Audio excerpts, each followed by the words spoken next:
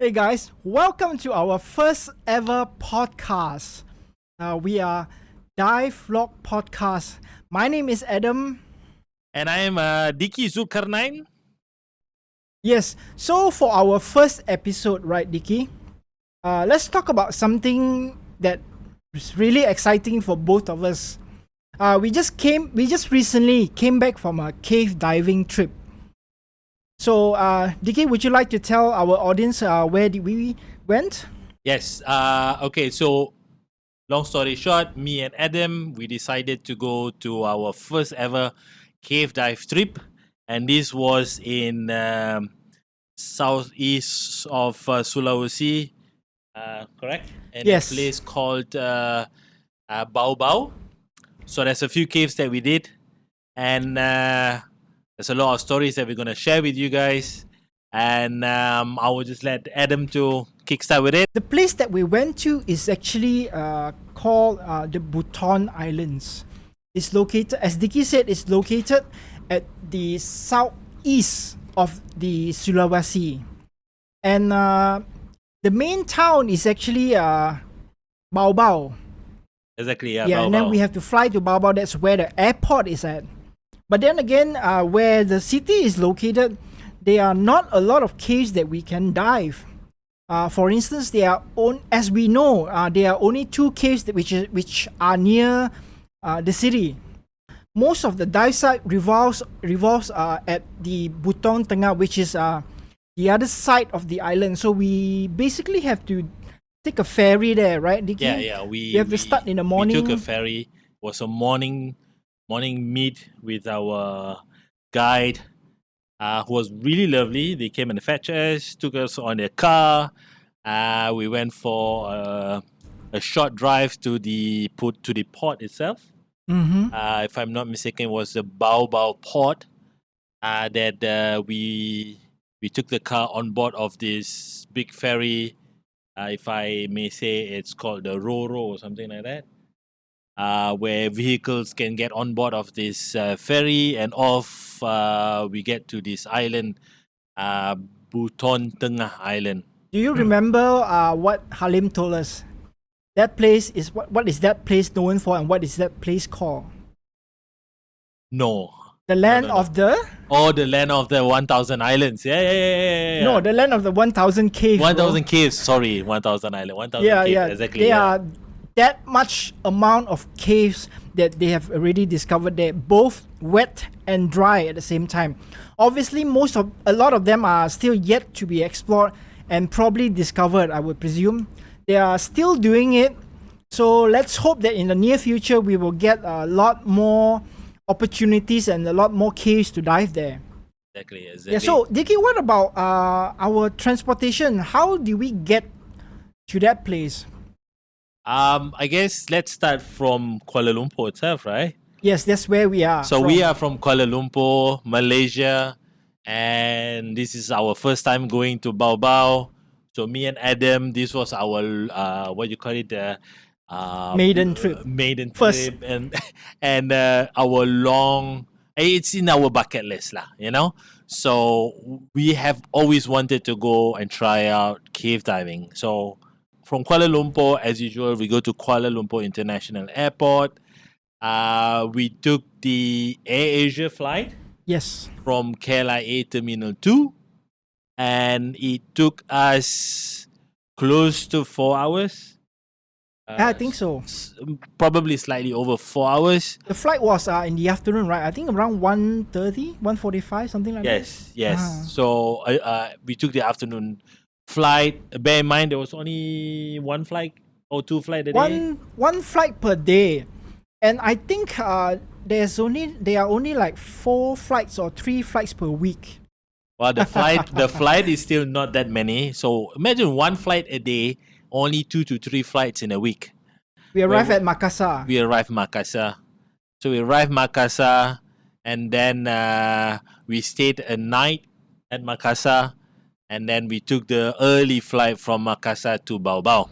Our hotel was actually inside the terminal, so we don't have to go anywhere. Once we get out from immigration, we just go straight to the hotel. It's just 5 minutes walking distance Yeah, from very the short distance. from the terminal. Yeah. Yeah. It is a very easy, easy time at the airport, because you hop off the plane, grab your bags, immigration, and then out of the gate. Next to it is just a hotel. So 5 minutes, literally 5 minutes, we are already at the hotel. Do you remember the night when we were there? I mean, we arrived roughly around 5-6 o'clock in the afternoon, in the evening, and we were looking for dinner. But Yeah. but there were only 3-4 restaurants and one KFC available. Yes. So Yeah. so one KFC, there's a Starbucks, there is a Choto Makassar restaurant or Yeah, something. two to three if I more remember. warungs only. Yeah. So bear in mind, guys, the airport is actually still under construction. So I bet that when it's all fully open, it will be pretty awesome. Yeah, it should be. Yeah. Yeah. It's still a long way to go for the massive airport that they have planned. But yeah, when we were there, it was okay. It was good. Imagine Subang Airport in 1980s, 1990s, maybe. Yeah, a bit better. Yeah, a bit better. Yeah. So there you go. So our hotel that we stay at is called Ibis Budget Makassar Airport Hotel. What do you think about the room, bro? So I said, well, the name says it all. It is a budget hotel. Not too expensive. It was okay. It was good. Gets the job done, basically. Yeah. So I mean, the bed is comfortable. It's okay. Mm. Small TV. Wow. But then you nowadays, I assume everybody's on their phone more than the TV, right? That's true. But the convenience itself, because it's just next to the airport, and if you're catching another plane, Exactly. the distance or the taxi ride from the airport to the Makassar town is about 45 minutes, half an hour, 45 minutes, right? And Grab will cost us somewhere around 100 ringgit, if I'm not mistaken, right? Oh, close to 100, around Close 80 to ringgit. 100. And that's one way. Yeah. So you pay lesser if you stay at the hotel. What do you have got to Oh, say by the about way, that? shout out to Ryan, who was actually previously working at Wakatobi. So he was the one who actually told us about the hotel and how to get ourselves to Bao Bao. So thank you, Ryan, for giving us such valuable information. So after the one night stay at the hotel at the airport terminal, we actually took our arriving flight from Makassar to Bao Bao. So it was a morning flight, I believe. There are 3 flights a day. So we took the earliest one, obviously, and then we arrived at Bao Bao. It's probably like 1.5 hour, one to 1.5 hour flight, right? Yeah, about 1.5 hours, yes. Yeah, so it was one of those small propeller planes. It's not the 737 type. So No. I It's a small reckon plane, yeah. they are probably like around 40 seats, 40 seater. Slightly more than that, I think. Slightly more than that. yeah. But you guys About get the 50, idea. about It's a 50. small plane. Yeah. Yeah. The twin props, yes. So once we get there, the what do you call it? The tour operator actually arranged transportation for us to get to a hotel. When we get to the hotel, we just rest and chill. Well, but thank God, the hotel actually let us check in quite early when we got there. Yes. So we got our room fairly quickly. There were, the check-in process was actually pretty smooth. We got there and then we just rested before we wait for our dive operator come to pick us up. Yeah, you mean this is the one in Bao Bao where it is called the Galaxy Inn or something like that? Yes. The name of the hotel is Inn, Galaxy yes. Inn. So we arrived before 12. I think about 11 something we arrived. Yeah. But check-in time is actually at about 2 o'clock. Yes. So the hotel is actually very accommodative. It was recommended by our guide, Yes. Halim. Yes. Yeah, so Halim was the one who told us to consider this hotel, and true enough, They are fantastic. Oh yeah, the room is spacious and clean. The bathroom is actually quite big. Big, yes. Yeah. So I mean, yeah, it's as you said, it's cozy and it's clean. Cozy. That's clean. the most important thing for a scuba diver. I don't know about the other divers, but for me and Dicky, I think most of the time we just need a place to rest and have a good night's sleep. Because we hardly are inside our room most of the time. We'll be diving or we'll be somewhere, right? Yeah, exactly. Yeah. Exactly. We don't spend so much time in our rooms. And then Put our luggages. Rest. Then what was the first thing that we did? Remember? Slept, right? No, we did not. We were hungry. Oh yeah, we were Remember? hungry. We were hungry. We went out. Remember the first and- store that we went for our lunch? It's the nasi padang, right? Yes, it is. So the nasi padang is just across the hotel. Just right across our hotel is like what? 1 minute walk? Yeah, Just yeah. right in front of it, Yeah, actually. Yeah. So I noticed one thing about the food at Buton. They like their soup very, very much. Most of the places that we went to actually have this soup called Soto Makassar. yeah. And then there was one called Soto, some family name. Remember the one that we had the last night? That one I like the most. I can't remember. Cita rasa or something But like it that. is- I don't remember. Yeah, but they love Yeah. their soup. Everywhere they have soup. But it's different though. The soup is not what we are used to get here in Malaysia. And Baobab being by the seaside, there are obviously a lot of fresh seafood. So, I mean, that goes without saying, barbecue fish. We had so many barbecue fish and of course squid Oh yeah. and prawns and all those things that we had. And of course crabs that we ate in between our dives. We had crabs in between. That was our lunch. We eating crab. And plenty of it. Oh It's my. not just one or two, piece of crab. It's I don't know. It's a 2 whole kgs worth, I think. big plate of 2-3 crab. kgs Yeah, worth yeah, that day. Yeah. It was delicious. The fish, the crab. highlight. It's really nice. And then you remember that vegetable soup that we had, the superfood? yeah, they call it the superfood. Yeah, what kind of veggie is that? It's round and then it's very green. But yeah, we will try and look for the pictures, and if we have them, then I'm sure we have a video of it. Maybe We yes, might. I do We have the might. video. I'll put it up on the screen So, for you yeah. guys. So, But yeah. one thing I've got to call out, Dicky, is that during that lunchtime, the amount of baby tunas he had, it was pretty crazy. He I- can't stop eating Yeah, that I can't one. stop. It's simple, It's the way they prepare the food is just so simple. It's so tasty. I think it's because of the freshness of the seafood. Definitely, bro. Right out of the sea. Correct me if I'm wrong. Halim was telling that it was caught just before We arrived. we arrived. So that particular morning, they caught it and then they prepared the food for us to savor during lunch. So it was cooked by one of the local people there. Local village people, Yes, I believe that the baby tuna was just fried. Mm. Nothing, no sauce, no nothing. It's just plain old simple deep fried. Deep fried, yeah. And the crab that we ate was boiled. Boil or steam. Boiled or steamed. Just that. No preservative, no added flavoring, nothing. It's just like that. And of course the soup that we mentioned. Mm. And the scenery, I am just blown away. It was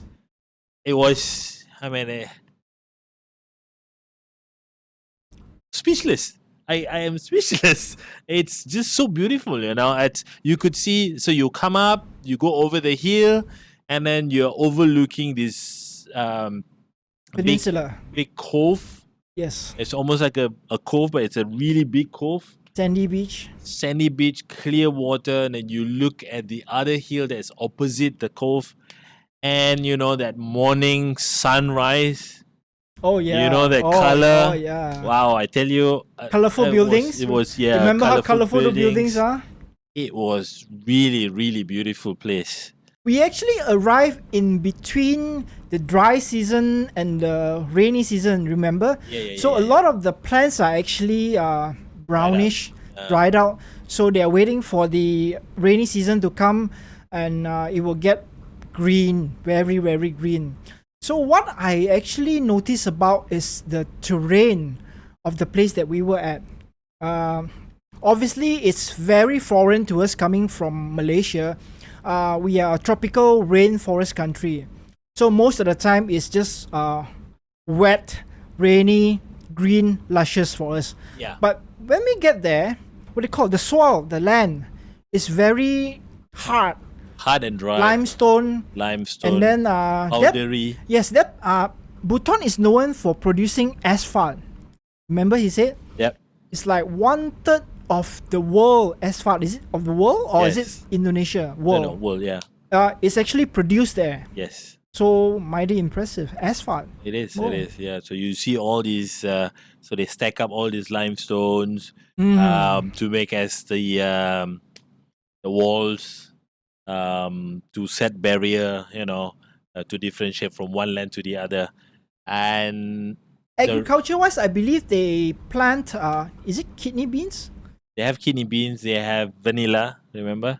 Bananas, and also papaya. Bananas and gajus. What's gajus? So we will look it up. Mind our English and BM. So so this is another thing. Kita sampai and then we arrive our first dive site. Nama dia pelik sikit. So yalah, kita bahasa Melayu, bahasa Indonesia ada persamaan, tetapi penggunaan bahasa dia orang lain sikit Adam. Dekat Buteng dia orang guna bahasa lain, bukan bahasa Indonesia, bro. Dia ada apa? Dia sendiri punya dialect kan? Dia ada macam kita ada the difference in language based on our state, right? So dekat sana dalam satu daerah, dalam satu negeri ada berbagai daerah. Dalam setiap daerah ada bahasa yang berbeza. Dengar khabar desa, which means village, right? They call village desa. Hampir semua desa diorang guna bahasa diorang sendiri aja. Yes. So banyak. Kalau you nak belajar, I don't know, maybe Indonesia ada 1,000 dialek ataupun bahasa yang you nak cakap mungkin tapi bahasa tu bukan satu masalah besar. Terutamanya orang Malaysia kan, kita dengan orang Indonesia bahasa kita hampir sama. So kebanyakan mereka masih dalam bahasa Indonesia juga, sebab sekolah ada belajar kan. So selain daripada dia orang punya bahasa dia orang sendiri, bahasa Indonesia pun boleh. Satu lagi yang I'm very surprised about. Banyak orang kat Buteng sana actually datang ke Malaysia untuk bekerja. Oh yes. You remember that? Yes. I think that particular guy dia cakap 70%. 70. If I got the figure right, and if I remember correctly, dia cakap 70% penduduk ataupun warga daripada Buton Tengah pernah keluar daripada negeri ataupun daerah ataupun negara dia untuk bekerja, dan kebanyakannya pernah bekerja di Malaysia. Betul. Kan? You remember the guys that we spoke to that went to Malaysia and came back? Yes. So there was one thing that he told me that I remember very much. So dia kata kebiasaannya orang pergi sekolah, lepas pergi sekolah akan apply for university, pergi belajar kan. So untuk pikiran dia orang berbeza dengan kita. They do not go to university. Instead of that, they come to Malaysia to work. Working is just probably 1/2 of the reason why they come to Malaysia to work. The main thing is that really stuck my mind is because they said datang ke Malaysia untuk cari ilmu. Remember he said that? Yeah. I was wow. I mean, the mentality that they have is different. Yeah, they're more. I think it's safe to say that they are more hands-on. Dia belajar daripada pengalaman, right? Dia belajar dari pengalaman yang dia dapat from the adventures that they go. This is another thing. they involve a lot in community projects. Mm. So mak bapa maybe salah satu mata pencarian diorang is to bina something, right? The government, kerajaan nak klinik, so they pull in together, they see who is able to build this, and then the family lah, the keluarga itself akan build the thing together. So that's how they maybe bring down the experience, the knowledge to the younger generations. We're not trying to say this is bad, this is right, this is It's wrong. just different. No, It's just different. just kita nak Yeah. kongsi pengalaman kita kat sana. What we experienced when apa we were yang kita there. nampak. Betul. And then this is just our sharing. Yes. And, so Yes. kita harap setiap pendengar kat luar sana buka minda, terima apa yang kita nak kongsi. Kita merely just sharing our experience. Okay. It's not about right or wrong. I Yeah. think it's just that what we experience. Exactly. I mean, people do things differently there. People do things differently here. There's no right or no wrong. Exactly. Just how we are brought up. Exactly. And then we come to our first dive site. Shall we? Shall we talk about the first dive site? So this first dive site is called Wandoke. Yes. And apa maksudnya, bro? yeah, Wandoke. so that's the question that I want to ask. Me? Wandoke, it was something about if I remember, he said something. Halim said something about monyet, tempat permainan monyet or something like that. Gua monyet. Gua monyet. Yeah. Is it? Yeah, gua monyet. Okay. So okay. Wandoke in their dialect means monyet, monkey, monkey. as in monyet, monkey. Okay. Yes. But we didn't see any monyet. Other than us, of course. The Other than cave us. monkeys. Yes. Boy, Adam. oh boy, am I mighty impressed by these caves. Yes. I mean, me and Dicky coming from the caves in Thailand, this one absolutely blew, I don't know about you, but definitely blew my mind. Well, I mean, you see, I feel goosebump. I have goosebump now. So, let me just try and describe this dive site. Imagine that you're going, it's just beside a main road, and then you come across a big field of bush. Mm-hmm. Okay, and then if you don't go and venture into this bush, you will not find a cave. No. Okay, so you won't know there is a cave just by looking from the roadside. But Halim brought us here, and obviously he did his research. So long story short, he found the cave. They will feel like holes on the wall. Holes on the wall. Yes. Yeah. I mean, you see the holes on the wall. So it was a wall with holes on it and Yes. so on. So what you need to do is you just have to walk down this hole a little bit. I wouldn't say walk, more like climb. Climb down. Okay, so climb down this wall a little bit. Yes. Maybe about 2 meters down. No, it's deeper than that, bro. I think to the water surface. to the water surface, I think it's about 5 meters from the entrance. Yeah, 5 meters. 5 meters okay. down. So we were warned that the water on the surface is actually cooler than in the cave itself. So I think when we were setting up our gear there, I reckon the temperature will probably be around 24 degrees Celsius You mean the water surface? on the surface. Yes, it's about 24, 25. Yes. Yeah. To some of you guys, it might not be cold, but for me and Dicky, diving in tropical water, which we are used to 30, 30, 31, 24, it's really cold. warm. It's So, cold for us. a thermocline of 27 is already quite chill for us. Yeah, yeah. But then 24, that is, I mean, for us, the two of us, is cold. Well, luckily we did not spend a lot of time there because we were just gearing up. It was 4 of us. It One- was Halim, Yes. and then his colleague, his partner, Suryar. Suryar, Adam, and myself.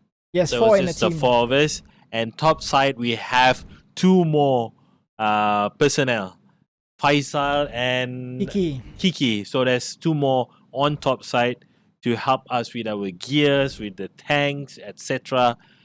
So it's really good and top-notch service from the rock and roll divers. We will talk in detail more about rock and roll, huh? It was our first cave dive. After the certification. 1 year, bro. Yeah. So we did our full cave course 1 year prior to this. Were you nervous during the dive, the first dive? For this particular dive, no. Wow. No, we have seen a lot of footage about diving in Buton Tengah, okay, or Bao. So that was what led us to work hard to save up to make this trip. So I was really excited. I don't know about you. I was really excited. I rasa kita tak ada masa untuk worry lah. More like just excited. Our excitement probably covers all the worries and I mean, nonetheless, we are still cautious being a cave diver, kan? Yes. I mean, we always have that conscious mind. You fikir dan you always ada langkah berjaga-jaga, kan? Apa yang I gambarkan dalam minda lain daripada apa yang I nampak. Okay, so kita tengok dalam YouTube ataupun footage yang kawan-kawan hantar, cave dekat Buton ni dia terang, visibility dia cantik dan sebagainya. Tetapi for me itself, I rasa macam ini diorang letak gambar yang cantik-cantik je. So Wandoke nak ajak orang. So kita sampai Wandoke. So masa kita turun tu daripada kita, when we were gearing up, I tengok je air tu, I macam excited. I was like, ini lain betul ni. It's really exactly what they showed us on the YouTube footage. So I rasa macam all the way nampak sampai bottom, biru nampak sampai bottom. You akan nampak setiap ceruk yang you nak masuk tu. There was a small little crevice. I mean, not very small, but it's restriction. Okay lah. Yeah. And it was at an angle. Yes, betul. It was slightly at an angle, and then we were going down. You were the second one. The second diver. So and you were the third diver. Sudia was the leader. Yes. So he's the guy. Halim was the fourth diver. Yeah, Halim was behind us recording video, recording us. Yes. Our dive. Yes. As soon as we descended and we went into the cave, I kid you not, I tak tahu macam nak cakap, tetapi I senyum. I rasa Adam pun ada dengar I ketawa dalam air. You remember? You say, hey, what were you laughing about? Yes, I remember. So I ketawa dalam air. You rasa teruja sangat tau. I feel so happy that this was at the beginning of the dive. 2 minit, 3 minit. I am so happy. Can you explain more about why? First 10 meters of the dive, I was absolutely mind blown, bro. Yeah. The visibility. I was behind you, and it looks as though you are flying. Because it's so clear that if it's not for the bubbles that you exhale, you wouldn't know that we are actually inside the cave diving. The cave. Yeah. There are water surrounding us. You wouldn't know at all. That is how good the visibility is. What's really beautiful to me about Wandoke is the stalactite. The formation of the cave, yeah. Not so much on the stalagmite, because I think that it's probably a partly submerged cave. So last time probably it's not fully submerged because there are stalactites on top. Yeah. There were so many of them. They were so beautiful, bro. Yeah. I mean, it's like usually when we go diving, we don't look up, right? Because it's just front or down. Yes. This one, I'm like, oh my god, this is why I signed up for cave diving. I mean, the exact reason why I signed up for cave diving. The formation of the cave is just beautiful. You see, the gambaran tu susah nak digambarkan. I hope kita ada video dan kita boleh tunjuk sikit. Tapi bear in mind, video dengan bila you pergi kat sana dan you experience, dia tak sama langsung. No. Tak sama. So another good features of Wandoke is that when we were down at 40 meters, you look up, you can still see the surface. That's because of the clarity of the water. Yes. Yeah. And also, which means we are still in the cavern zone. Yes and no, yes. Yeah. So, those of you who are actually not full cave certified, if you have a cavern specialty, you can actually dive that cave, Yeah. and it's beautiful. Yeah. It's the cave is not how to say, it's not horizontally sloping down. It's just sloping down like that. Like actually, it's quite steep. Quite vertical lah. Yeah, it's quite steep. Yeah. But still, it's the at visibility an angle. is so good. When we are in 40 meters, we look up, we can still see the surface. So a lot of, and it's the cave is huge. It is huge. Yeah. It's one of the biggest one that we have dived in our whole Baobao dive, trip. Yeah. So it's huge. Which I understand why Halim and Sudhir brought us there, because we are new divers, we are new cave divers, and the operators hardly know who we are. Yeah. So it's actually safe, and I do agree that they actually brought us to this cave first, because there are hardly any restriction. One at the entrance. Yes. And only it's at not, the entrance. and it's not like tight. No. It's not at all, easily maneuverable, and it's huge. Visibility is nice, and it's a cavern dive. Yeah, dia macam bila kita do open water diving lah. Ya, kita pergi dive center, all these dive center, they baru receive us, and dia akan buat checkout dive. Yes. Kan? So this is a very nice and suitable place to do cave checkout dive. Yeah. A good introductory for the cave Buteng dive. cave, I think.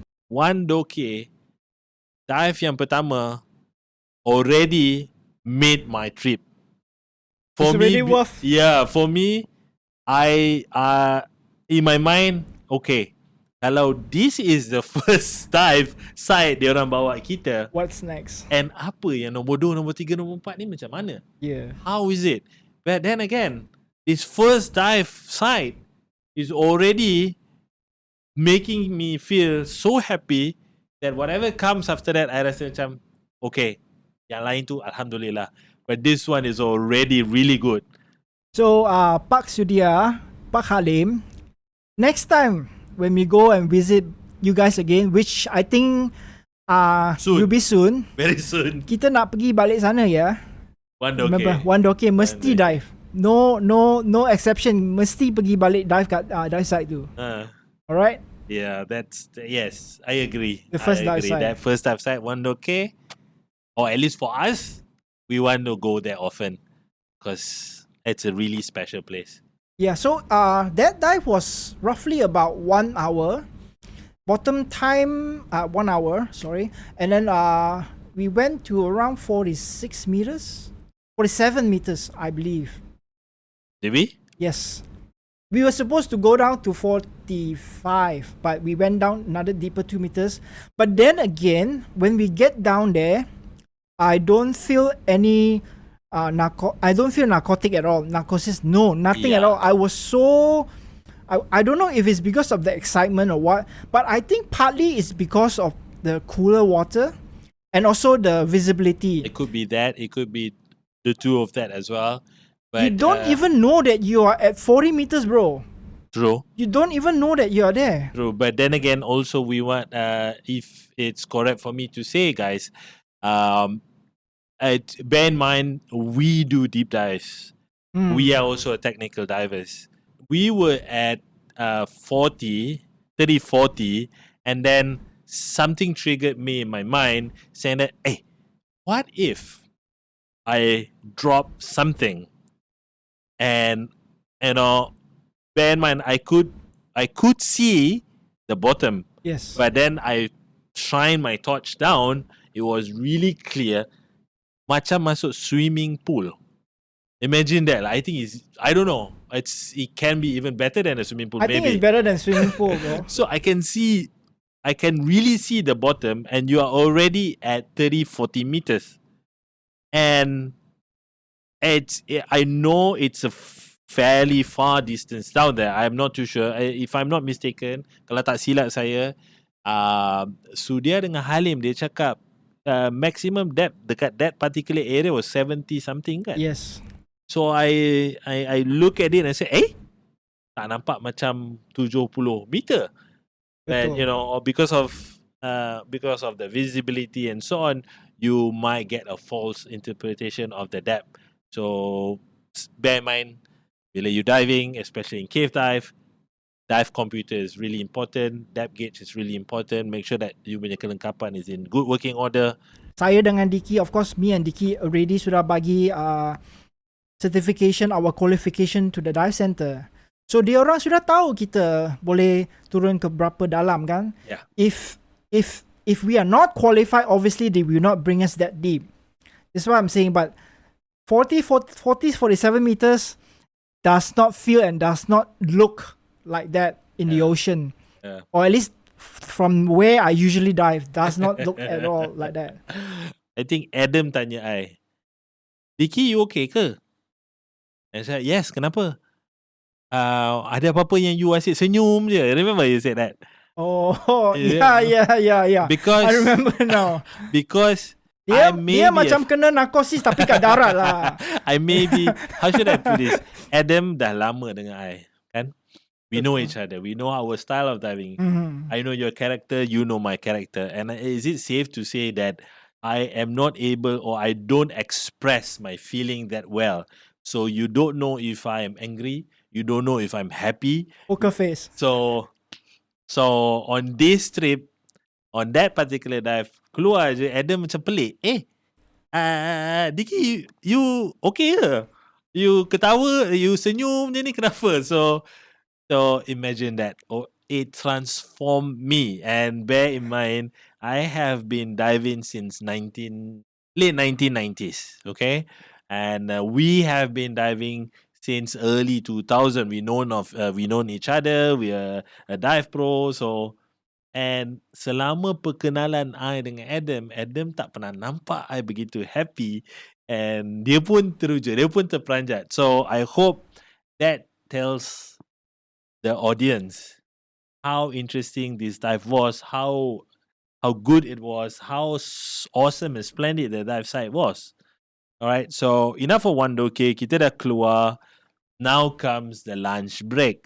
The one that we mentioned. The one yang tadi kita cakap pasal ikan, ketam, the baby tuna, food, yes, and semua tu lah. And then we took an hour nap.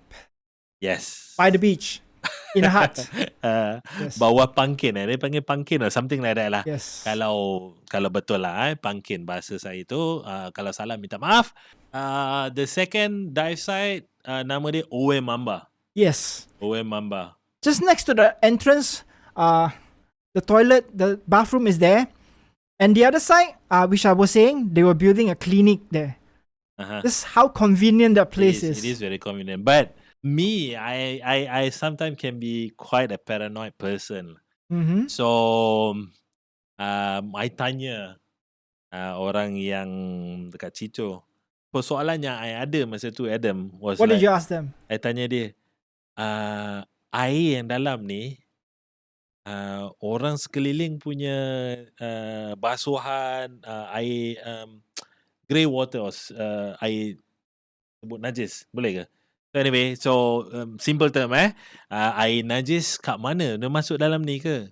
Septic water. Septic water. Yes. So dia orang cakap no, and they showed me proof that they have a specific wastewater management that leads to a different location. So this and they have like a catchment, like a grey water catchment area where all these air yang buangan akan disalurkan dan masuk to this particular area. Even at small villages like that. Exactly, and dia tak masuk dalam tanah because they are aware whatever water that seeps through ataupun melalui tanah boleh menembusi dan maybe end up in the lake lah. So dia ada kesedaran civic tu. Itu membuatkan I kagum. I'm really happy to hear that. And because I was concerned, alamak, nanti air najis dalam ni and we'll be swimming and all that kind of stuff. But true enough, bila kita masuk on this dive to Oe Mamba, dia punya air tasik is, I would say, tak tercemar lah. So bear in mind, guys, all the caves that we went diving to, so some of them are actually the water source for the village region there. They use it for drinking water, to cook, and to wash their clothes. We have seen quite a number of people washing their clothes at the surface. There was in another cave, though. There were a few caves. Most importantly, I want to say is that all of the places that we went, we actually have permission to dive there. It's not like we just show up, put in our gear, go down and dive. No, we have already, the operator has already obtained permit and permission from the villagers, from the head of the villagers. So they are all already expecting us to be going there. So we basically have permissions to go and dive there. Yes. So you're right. And the diving scene in Indonesia is totally different than what I am used or experienced here in Malaysia.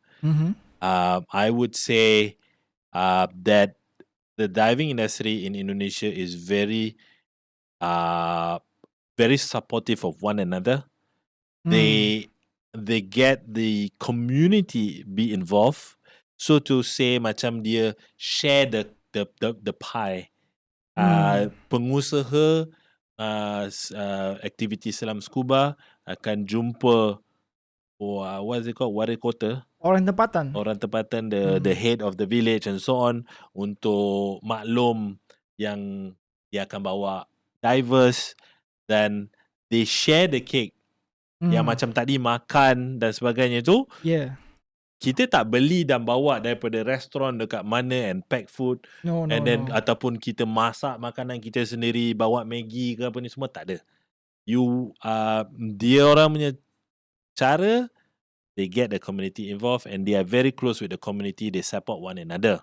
Dia pun happy jumpa kita, dia berkenalan dengan kita. It's almost like a family feeling, it's really close feeling. Yes. So they even share customers.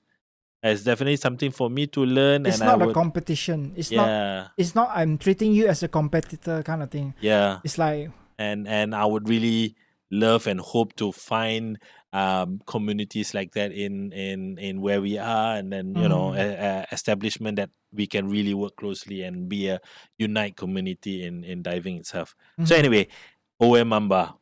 Okay, so the second dive, as Dicky was saying, it was we started off at a lake. We keyed up actually just right next to the staircase. Easy.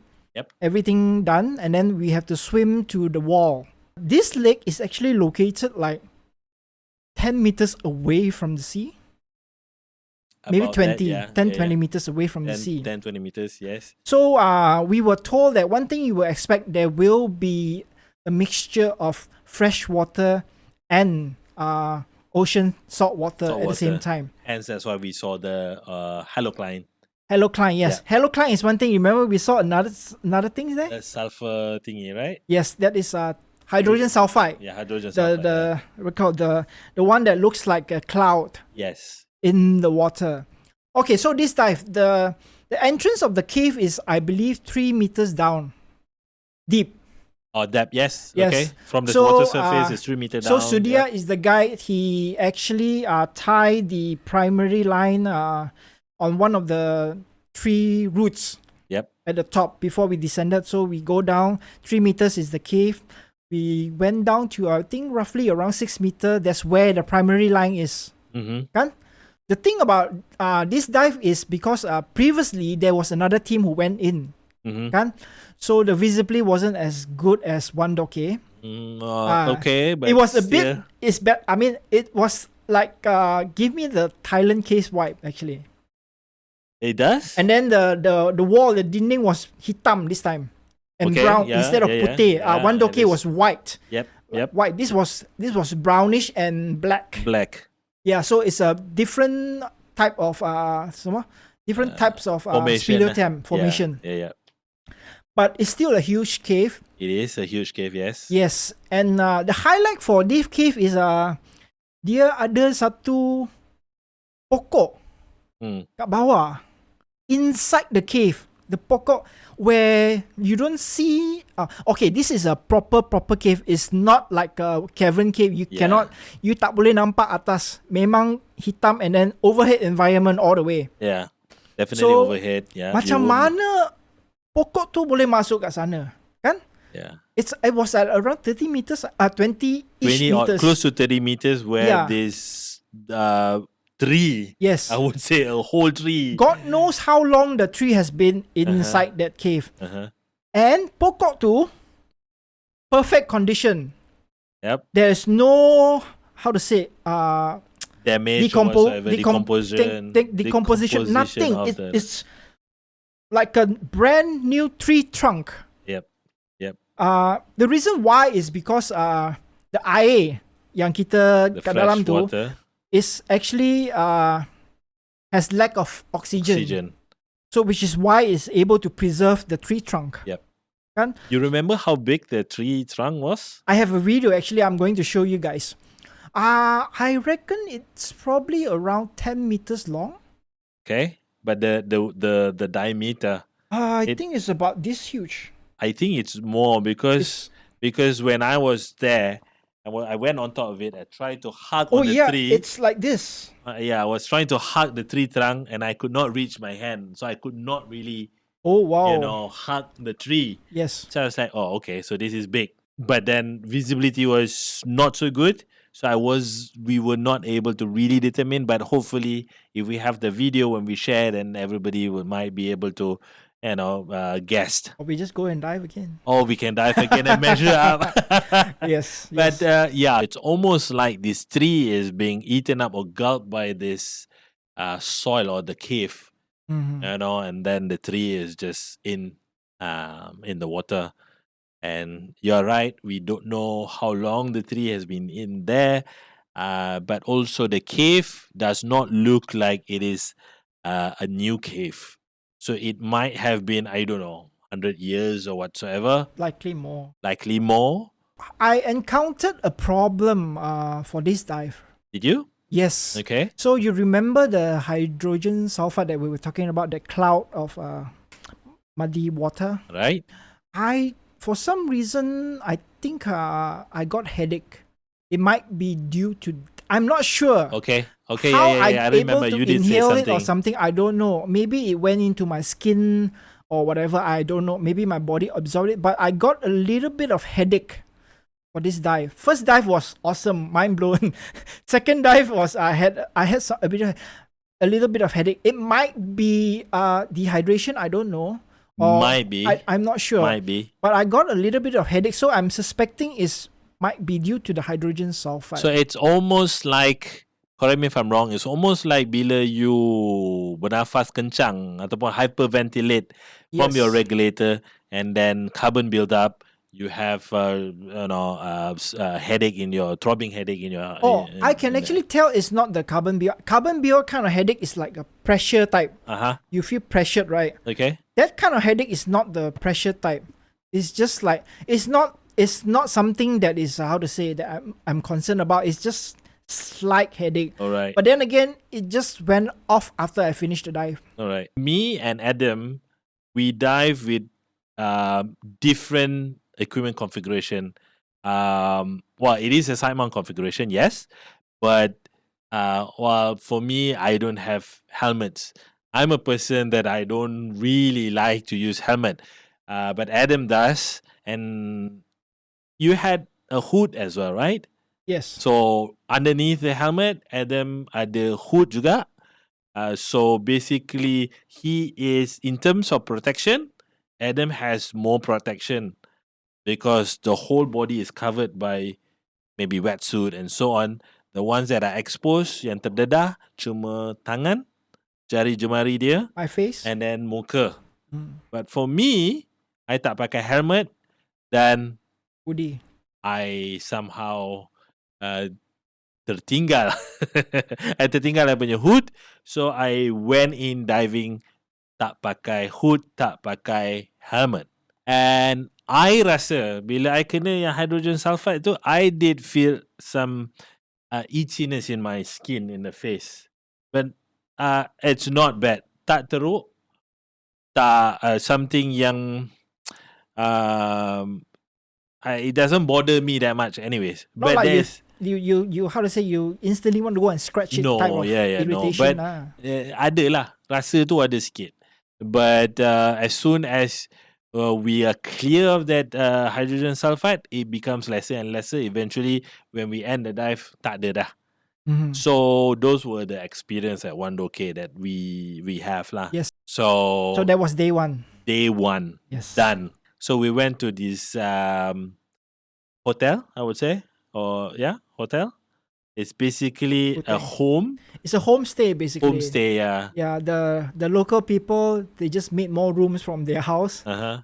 Oh, by the way, huge room. Rumah besar, babe. Huge room. Bilik, I think our room easily 1,000 square feet.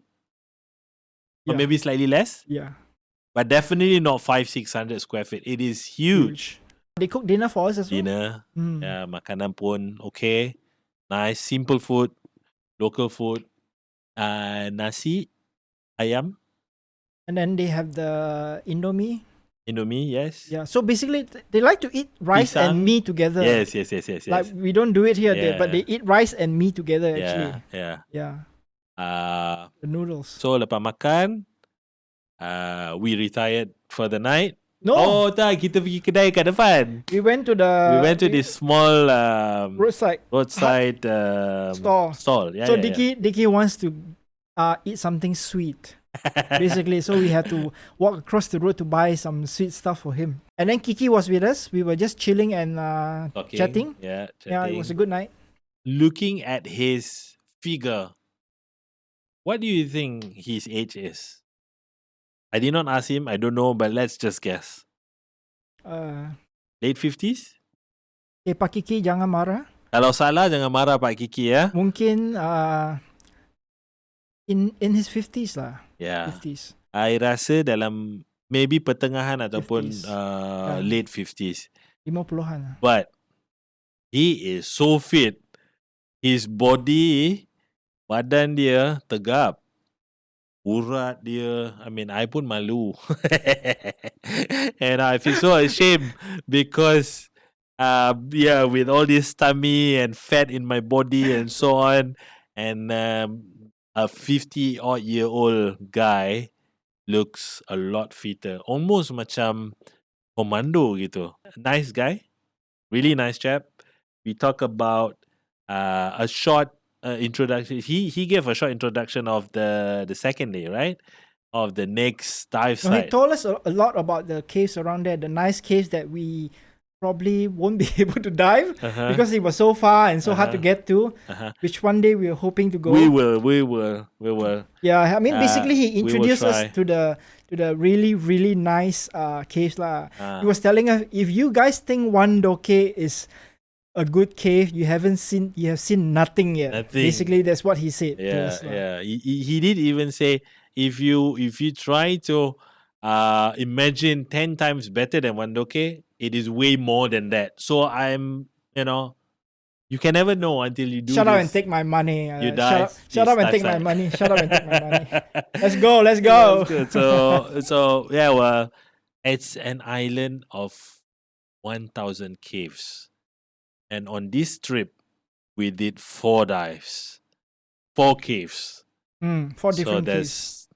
there's 996 caves to go.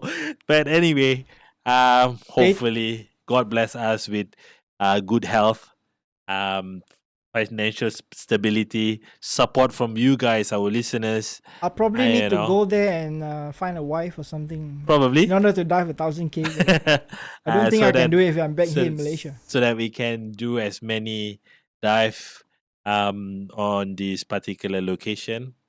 But Indonesia is as a whole, throughout Indonesia, there's a lot of caves. Second day are traverse dives. Yep. So traverse means basically we dive at one entrance, we end up at another entrance. I believe we went through 1, 2, 3, 4 entrances or 4 exits. Whatever how you Yes. think. It was yes, 4. Yes. There was We have four. to go through 4 cave entrances to get to the place where we at. So what we did was we went into this small little village, Yes. and as we get into this village, you could see them having small plantations like apa dia tanam? Tanam dia ada tanam lah macam kebun-kebun kecil-kecil like that. And then I was like, okay, yang ni tanam kebun ni tanam kebun ni, sayur ke buah ke whatsoever. And then tiba-tiba Gua. tiba-tiba macam ada satu Lubang besar. lubang almost have its own island bawah tu where the surrounding ataupun dikelilingi oleh air. And so that is where we have all these different entrances, kan? So the name of this cave is called La Humbe. La Humbe. La Humbe, if I'm La not Humbe, mistaken. yes. Yeah. This dive is less than 7 meters deep. Yes, it's a shallow dive. Probably around Shallow. maximum depth 10 meters. Yep. Yeah, this was the dive where kita nampak banyak akar pokok kat Yeah. dalam. That was the first thing that we saw when we went down. The akar was very nice. Macam rambut perempuan tapi warna apa? Warna orange. Warna orange, warna yellowish. Warna putih. Putih, Yeah, very wavy, like wah, Yeah. like mesmerizing lah. Oh, perempuan And, aja Adam cakap So kita start the dive, we being greeted by this lady Yeah. who was doing her laundry. But this dive site actually tested me because dia macam restriction after restriction after restriction. Yeah, and we So- had to crawl also. Yeah, guys. So crawl is the second dive, I think. Imagine this, guys. Okay. Macam kita turun bawah, ada satu macam bilik lah. Lepas bilik restriction. Lepas tu restriction, bilik kecil. Lepas bilik kecil restriction. On and on macam tu lah. But of course visibility is almost like Wandoke. Perfect. Yes, But due to Very the clear. cave yang dia kecil, sempit dengan banyak restriction, so naturally kita akan kick out some of the sails, some of the thing.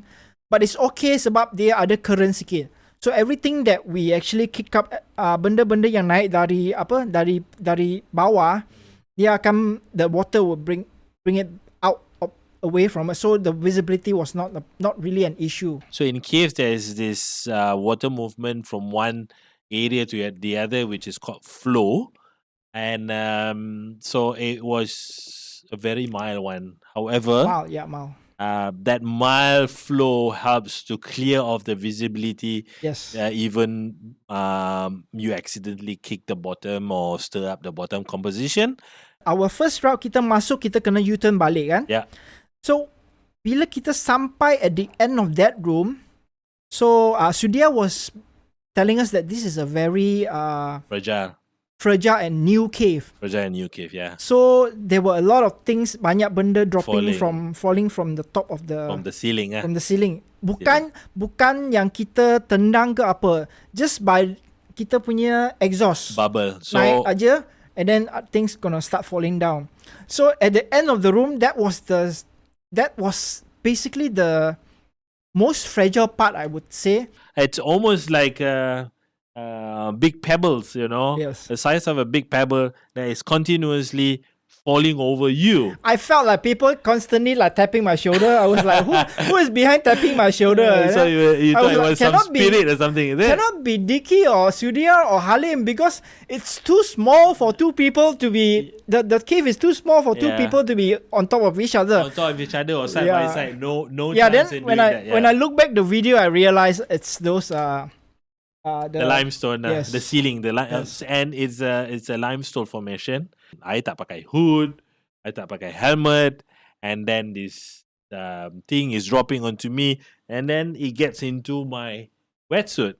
Oh. So when it gets into my wetsuit, lah, you tak selesa, and then sometimes because dia macam batu, Yeah. although dia batu kapur, it is quite coarse and kasar juga. Betul. So I had abrasion, which I thought it was from my hose. Remember? I told you? Ah. But Because I wear rubber hose. I use rubber hose. Kalau you pakai my flex, it's a different story.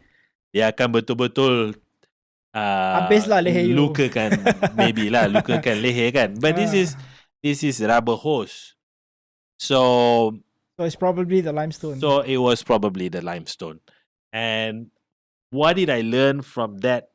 Basically, sometimes so that was the only time.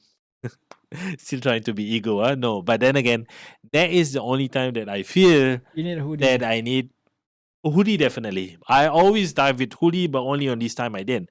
But what I'm trying to say is, when Halim and Sudia was telling me, Dicky, you need a helmet, I said, no, I'm fine. I always dive without helmet. So that is the only time where I feel I was foolish not to listen to the guide. So what I want to share with everybody here is that kita pilih dia sebab dia ada ilmu, pengetahuan dan experience. So kita should listen. Sometimes kita ada our own perception or idea, but it's always good to listen from the local who knows the place. Yeah. So then benda ni jatuh, and then Sudia was showing at us at an outlet. Remember? To me, it almost looked like snowy mountain, like almost like you are hiking up a snowy mountain, and there's a small opening. If I could say a small opening, because I could see the sunlight. Really? Yes, I could. So I was just right behind Sudia. So you probably didn't see because you were further behind me. You might not know what was going on. So that was the end of the line. Okay. So Sudia was actually showing me dia nak masuk sana. Right. Sebab dia nak explore lagi. Nak tengok if there's any more caves down there. Inside, okay. But as Dicky mentioned, lubang tu memang sempit lah, bro. Yeah. So based on what I saw, apa yang I nampak, equipment kita confirm tak boleh pass through. Mungkin kalau kita bawa AL40, maybe can. Tangki yang lebih kecil. Yes. AL80 confirm tak boleh. Tak boleh. It's definitely not our forte. We are baby divers. It's not our responsibility to go explore this thing. This thing we leave it to Sudia and to them who has experience in exploration. And the guys. Really serious diving. This dive actually tested me mentally, not so much physically. Because as I was saying, ada banyak restriction. So, I pun bukannya, not that I'm claustrophobic or anything, but it's macam restriction after restriction after restriction kan. I rasa macam a bit mentally, how to say, exhausted sikit. Is it because of physical? I mean, I'm not saying that you are not physically fit. I don't think it's physical. Okay. I think it's more like mentally. Mental. Sebab macam mana, kalau gua tu besar, you can see everything. So you know where you're going. And then kalau gua sempit, macam the restriction, bukan pun restriction, it's not like you can see forward. Some of the restriction, dia macam you kena pusing kiri, kena pusing kanan, kena naik, kena turun kan. So sometimes you cannot see where you are going. You just have to trust the guide and the line. The line, kan? So I think that is one part of that is how to say, that is challenging. And another thing, maybe as you said, maybe it's physical also. Sebab at certain point kita tak boleh macam guna kaki kita berenang saja. Kita guna tangan. You have to wiggle this and that tu jugalah. But I mean, it was a bit challenge for me lah, that dive. But nonetheless, I really did enjoy myself. It's part of the experience, kan? Exactly. I did enjoy myself, but I'm just saying that that dive challenged me.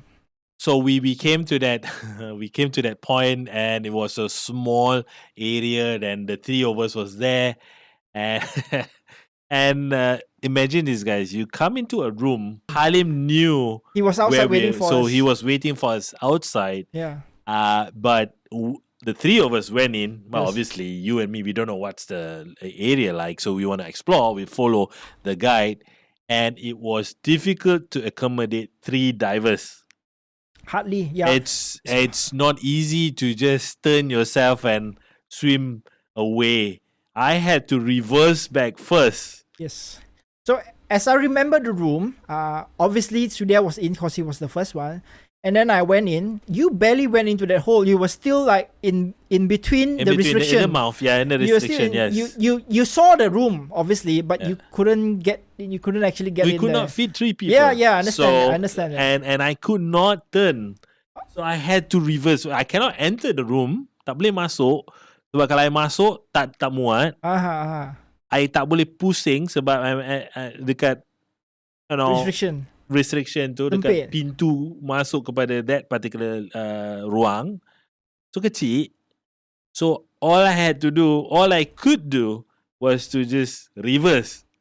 And nak reverse pun, I cannot pin myself to reverse out. I have to also push myself out, almost crawling out, reversing. Oh, yeah. And Understand. then when there's a slide opening area, then I could slowly turn and head back to where we started lah. Yeah, sempit lah, bro. And so and then all of us came out of that room. I mean that restriction. And kita sampai ke satu tempat yang remember I said, take my picture here.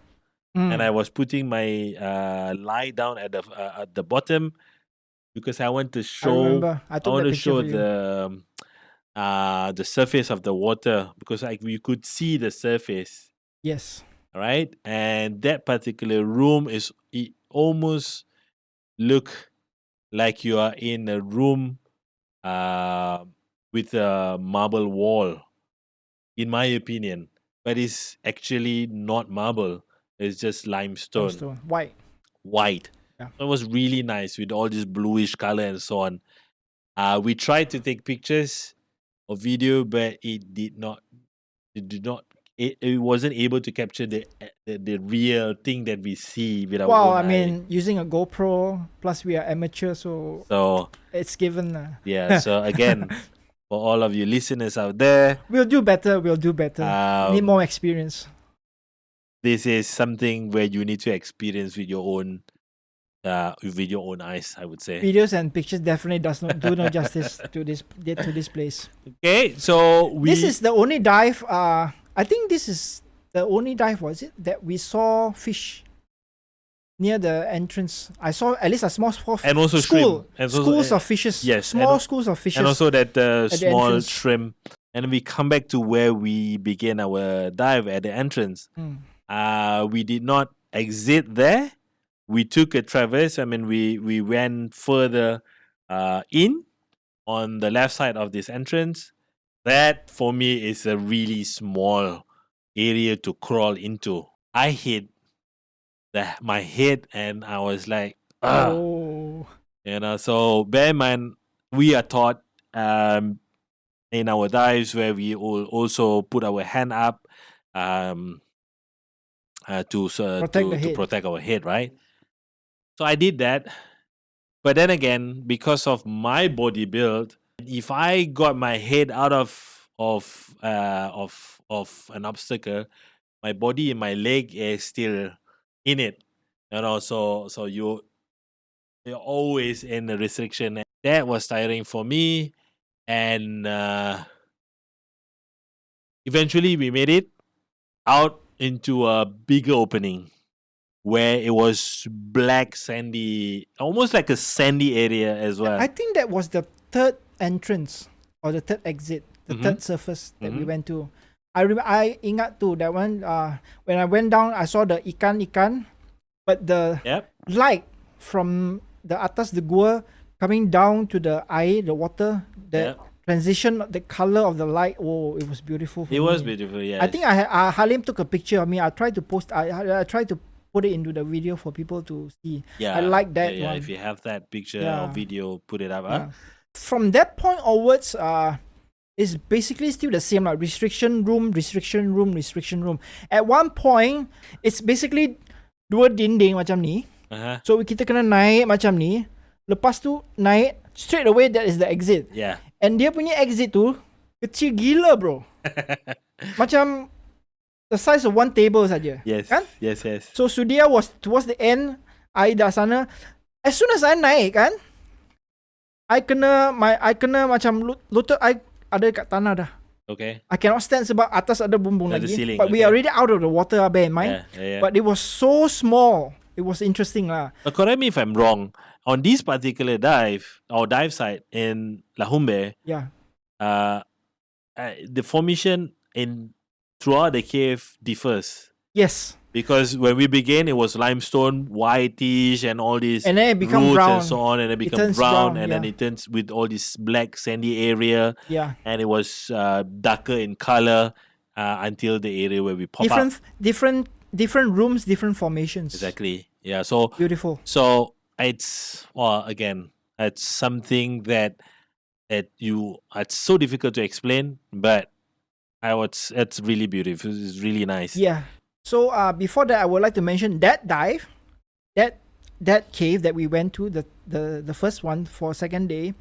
Surya mentioned that he does not bring a lot of people to that particular dive because it was still shallow, but there's a lot of restriction. Oh yeah. So it's a bit dangerous for inexperienced people to go, or people who are generally less calm. Mm.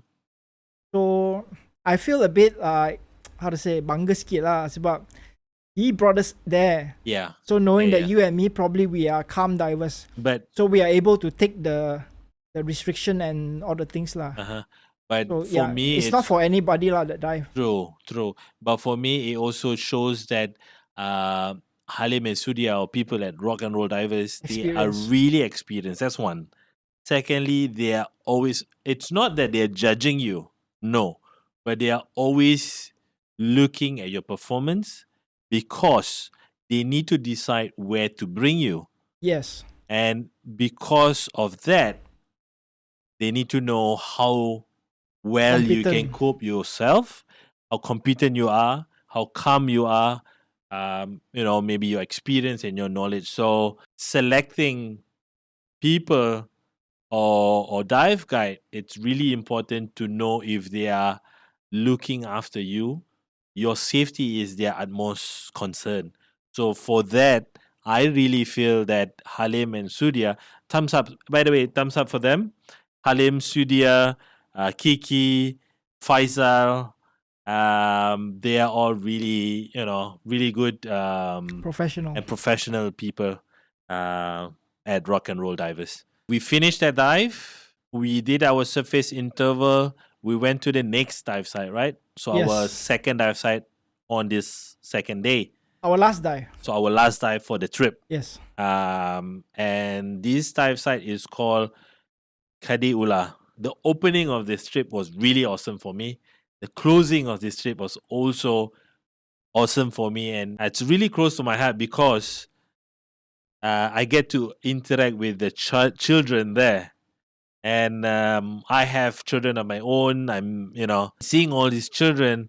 Only, remember I said, if it were to be Dania, Danish, Dishan, Daris, or Dalin, they would really be having fun like those kids there at the cave, jumping around and swimming. Well, it was basically their playground. Yeah, it's their playground. I reckon exactly. they go there every single day. Every single day. To bathe, to have fun. Yeah. So the entrance of the cave, well, the person who owns that particular cave, the family that owns that particular place, built it like it's like a really tiny mini theme park. Mini theme park. So this particular cave, we have to pay entrance fee to go in. Of course, I think our operator already settled it for us. Yeah. But at the front entrance, there is a gate where it says that we have to pay 50 peso. Peso? Sorry, rupiah, something 50, like that. 50,000. But it's minimum money basically. Yeah, it's really very just minimal. Yeah. minimum money. But I reckon the boys and the girls that go there and play, I reckon they are local people, so obviously they go there for free. I reckoned. I would assume so. Yeah. Yeah. So there were slides, like water slide that slides into the cave surface of the pool. Yeah. Basically, they built slides. Yep. In there. It's a water playground. So the kids were jumping in and out, of the cave, sliding in and out. So yeah, bear in mind this is not a swimming pool. Okay, it's still a cave entrance. Jagged rocks and big boulders and all those kind of things that you could imagine. Yeah. And it's their local place. obviously they know better than us. I mean, True. they've been there so it's their playground. So I was a bit concerned with safety wise because I mean, kids are still kids, right? True. They're running around this and that. Well, one of the kids actually. One of the kids, got it was injured. the girl. She fell. I think it was a boy. Was it? Yeah, hit his head or something like that. So we put our equipment on, took our tanks right out to the entrance, and This was a quick dive. I think half an hour dive. almost, yeah. This one we have to crawl in between the air pockets and Yes. and the water. Yeah. So we literally need to crawl like this because we're out of the water. Uh-huh. Just imagine that the water is like here, like in between us. So there were not enough water for us to swim, Yes. and we were in Set up, two side tents, mount. So we have to crawl like And that. crawling. Imagine that, man. It was tiring. So I was actually contemplating whether should I remove my gear. Should I, let loose of the cylinder and put it forward? But then I thought, that's just going to be too much work and hassle. Just rough it out and just crawl with it, Yeah.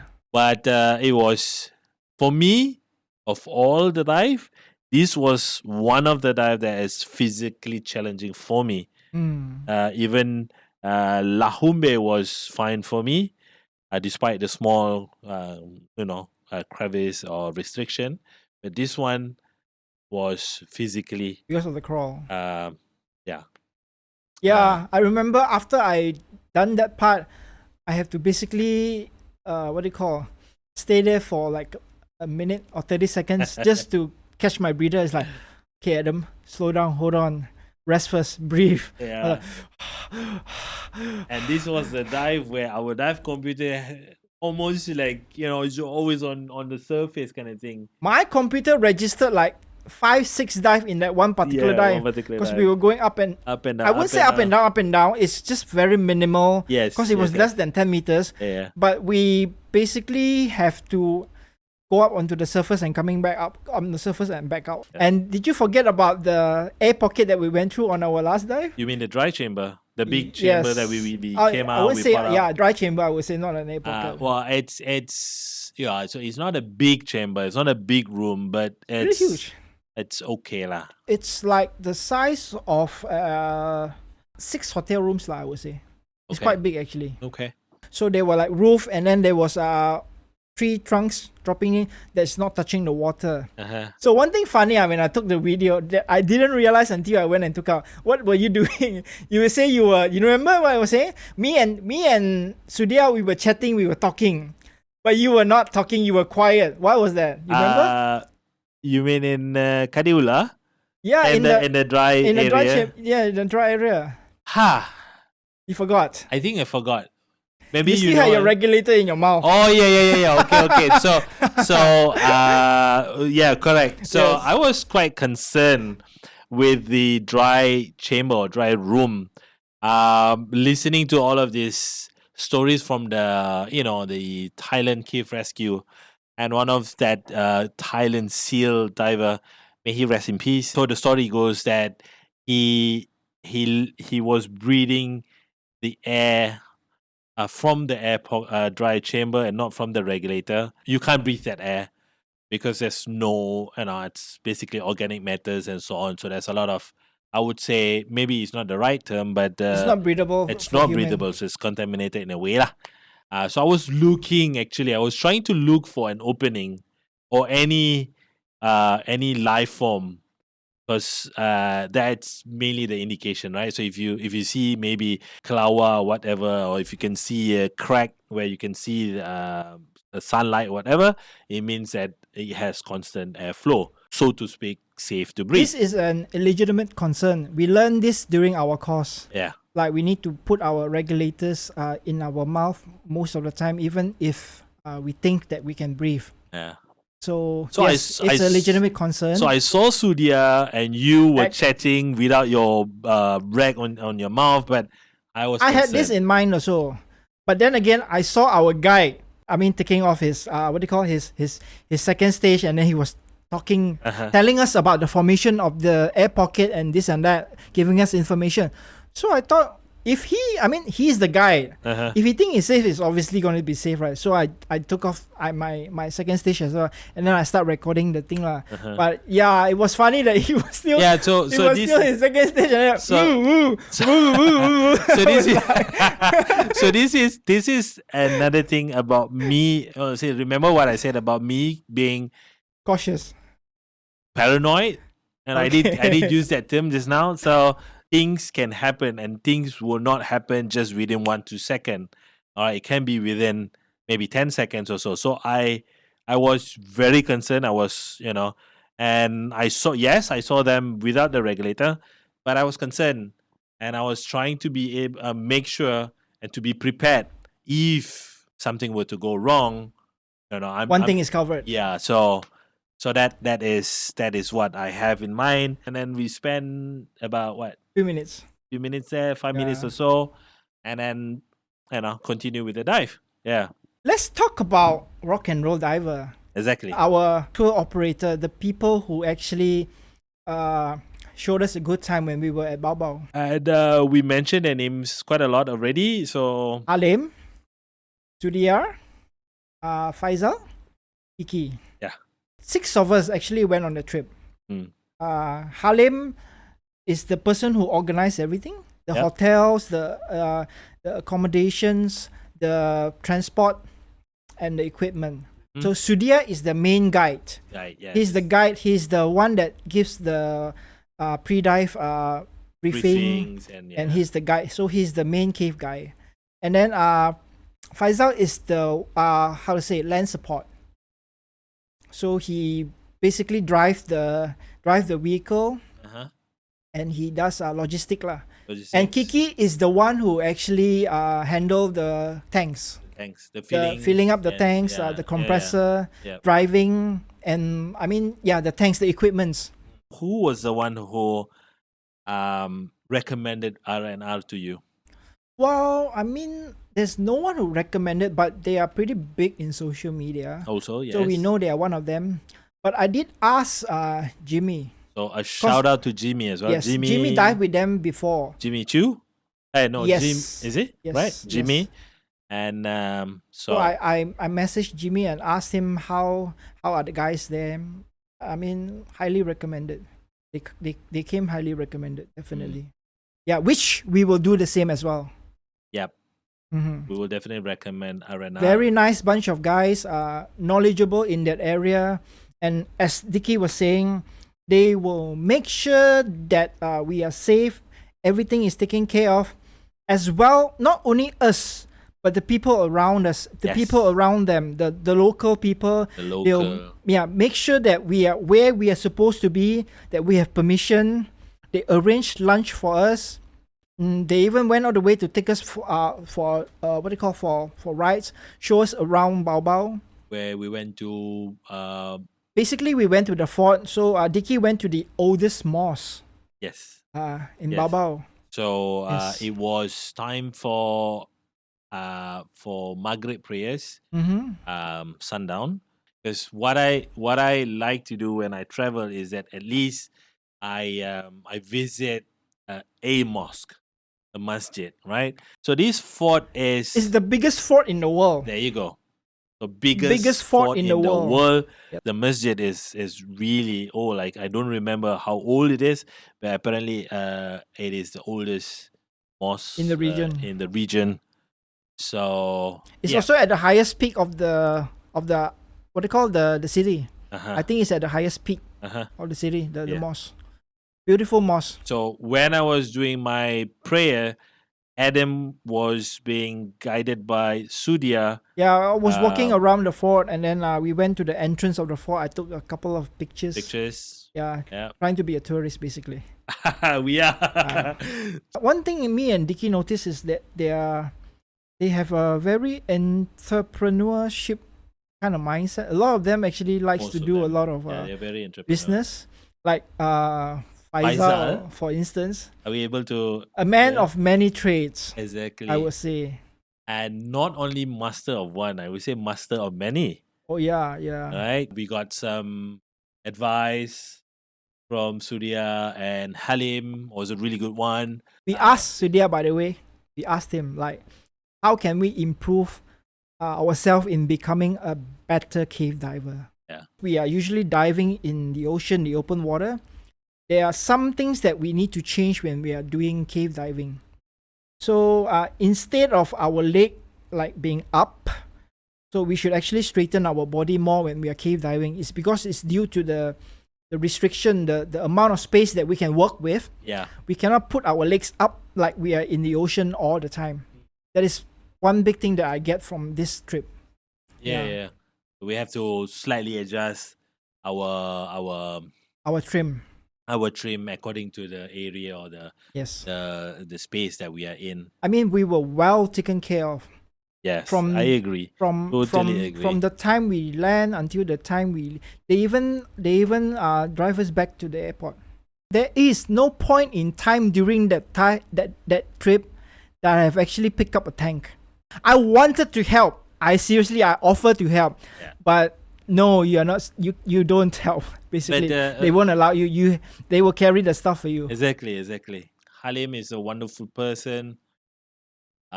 Very knowledgeable, cool, calm. Sudia as well. Very collected. Faisal, as you said, very entrepreneur. Very knowledgeable as well. And you mentioned Kiki being the healthy, the Yep. And all in all, I would say 5 star. 5 star. Most definitely. 5 star. Yeah. 5 star. If you guys are going to diving at Bao, do consider them. Rock and roll divers. Yep. Based in Bao. If you need us to help you out with their contact details, just message us. Reach out to us, and we'll give you all the information you need. Yeah, we'll be more than happy to share them with you. Our departure shenanigans. Last but not least, well, long story short, we missed our second flight back to Malaysia. So our flight from Bao to Makassar was delayed by 3 hours. 3 hours? 3.5. Okay, so basically, more than 3 hours. Basically, it was delayed lah. By the time we landed at Makassar, we saw our plane, our AirAsia plane from Makassar taking off. Basically, yeah. We saw it from the plane we were inside the what they call the Baba Makassar plane when we saw the AirAsia took off, and we couldn't get another flight the next day because it was so freaking expensive. Because AirAsia was no flying, so basically we need to, if we were to fly in the next day, it's gonna cost us around 1,500 ringgit per person. Yep. Probably around that. So bear in mind that if we are doing AirAsia, it's probably 500 ringgit. So it's triple the price if we were doing it. So me and Dicky, we decided to stay for 2 nights. 2 nights at the airport just to wait for the next AirAsia flight. Even with that, we are paying less. Of course, plus the accommodation for the 2 nights hotel, 2 nights plus the meal, plus we are still paying less than that. It is a lot lesser than flying the next day. Yeah, so me and Dicky, we just chilled at the airport. We decided not to go to the city, which is Makassar. As Dicky said, the Uber, the Grab, gonna cost us around 80 to 100 ringgit one way. So both way is 200 ringgit. So we just chill at the airport. Inside the terminal, there are a lot of more restaurants, nice restaurants. So if you're outside the terminal, you have limited choice at the airport. But once you get past the immigration, plenty of restaurants there. I went and spoke to the ground crew. And we have a connecting flight. So the connecting flight is a different airline. Okay. So that was a concern for us because we gave ample time. I spoke to the ground crew and hoping them to help us out with our connecting flight, maybe to inform AirAsia or to compensate us somehow. But they could not do anything, they said, and they told me to get to Makassar. But when we arrived to Makassar airport, because we arrived already close to after hours, I think it was already after office hours, and it was pretty quiet. I didn't think I saw any office was open. Not only that, to get to that particular wing's office, it's not a straightforward thingy. We cannot just get from our departure hall. We have to go into the arrival hall. We are at the arrival hall. We need to get into the departure hall. Oh yeah, yeah, Yeah, yeah. So yeah, we got no choice but to come and see them when we fly off. So we stayed 2 nights, and on the day that we are flying off to Kuala Lumpur, which is 2 nights after, I went again to the office and told them what happened. And I was told, why didn't you come on the day itself? This has been 2 days, 2 nights away, and only now you are trying to get this sorted out. So I said, that should not be the matter. The thing has, happened. And due to that, we are forced to stay 2 nights, and we have to buy ourselves another ticket back home. Mm-hmm. So I thought that some compensation, I was really hoping for something to be done. But I was turned down. And for that, I am actually quite disappointed. If any of you listeners know how to deal with this, or maybe have experienced this and would like to help us out in sharing us with information so that we can better manage this in our future traveling, we would be really appreciative of that. Yeah. If you are going to Makassar and you're flying to somewhere else, maybe it's safer to stay 1 night in Makassar, depending on the time. Mm-hmm. But from Kuala Lumpur to Makassar, as we said, there's only 1 flight and alternate days. So yeah, plan accordingly. Because we were thinking we have 4 hours of leeway for our next flight. Yeah. So I was thinking it seems pretty safe, right? But we didn't know our flight was delayed for 4 hours and there was no flight the next day. Yeah. So that's one thing. Another thing is travel insurance, I reckon. Yep. For me, I think it's just about how the airline wants to Sort things out. manage customer service, Mm-hmm. because it wasn't us. The delay was caused by the airline. Yes. And if they're not being responsible of their own problems, and it's just not fair for the customer. We missed the flight thing. That one is nothing we can do about it, right? It is what it is. Yeah. But then again, we had a great time cave diving at Bao, and hoping to return again soon, very soon. Wow. Our first episode done. Thank you guys so much for tuning in and listening to what we have to say. Yeah. It's our first time, so if you made any mistake or anything, I would like to apologize first. And in the coming days, we will day in day out, we will try to upgrade our podcast. Yeah. And we are planning to do a lot more of this. So please do stay tuned or give us your feedback. Tell us how it went and how to better ourselves. Yep. Maybe some advice. Yeah, that will be helpful. Yeah, it will definitely improve us and help us with our effort in podcasting.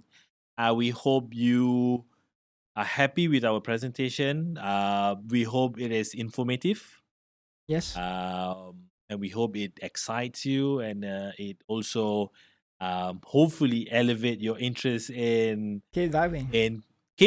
Not only that, maybe pursuing whatever you guys have in mind. Yeah. If you guys have any questions or anything, please do not hesitate to contact us. We will help you out whenever we can. And also, if you guys would actually like to come here on the podcast and hang out with us, or if you have something to say, you need a platform, contact us, and then we'll try to bring you into the show as well. We do, I think, encourage people to come and speak to us. Definitely. Yeah. Definitely. We want to know more friends, learn from them. And learn from everyone as well. Yes. So sharing is caring, as what my mentor always say. Shout out to Ben, Zainal Rahman. So that is from him. Sharing is caring. So we welcome you all to our podcast. Once again, thank you so much, guys. You'll hear from us pretty soon. So we'll see you in the next episode. Thank you then. Have a good day. See you. Bye. Dive Vlog signing off.